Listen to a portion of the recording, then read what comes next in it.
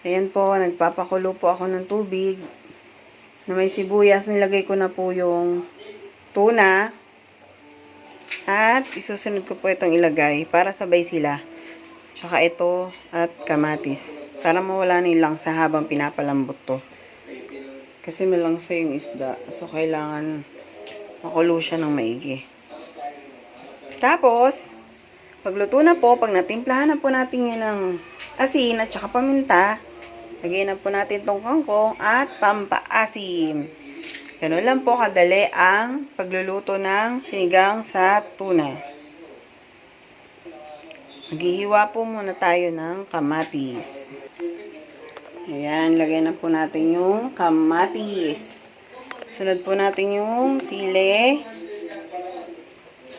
at sigarilyas. Lalambutin lang po natin yan.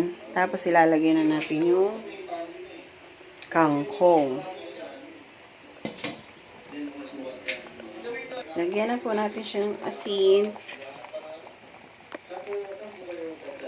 Yung asin lang. Lagyan po natin.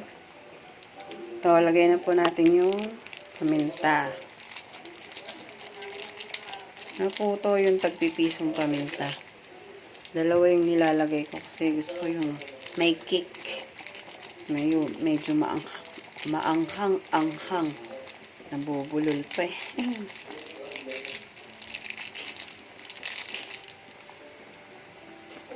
Pwede na po natin ilagay ang kangkong.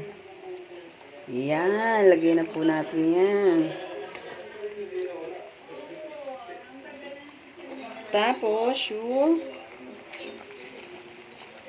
pampaasim, ilagay na natin.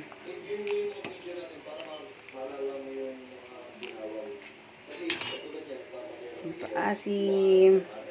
Basta sa inyo po yun kung anong gusto nyo pampaasim ilagay. Sinigang, kalamansi. Wala po akong kalamansi, kaya ito na nilagay ko.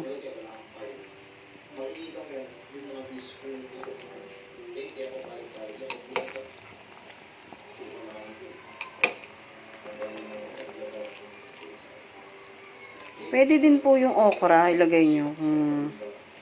Yun yung mas, ano po. Pero kasi wala akong okra nakita sa rep eh. Kaya ito, sigarilyas na lang. Sigarilyas ba yan? Walang ko anong tawag dito. Yan lang po. Tikman po natin. Sarap. Sarap po. Okay na yan. Nagluto po ako ng sinigang sa tuna. Yan. Luto na po.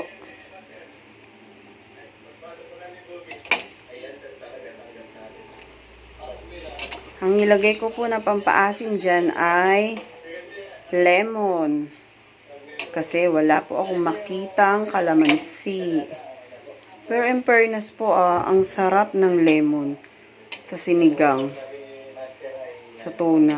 Sobrang sarap.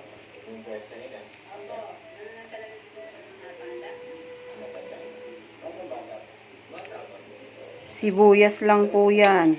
Kamatis, sili. Saka hindi ko po alam kung anong gulay ito eh. Comment nga po kung anong gulay ito. Wala kasi ako makitang okra, kaya yan po inilagay ko. Ayan.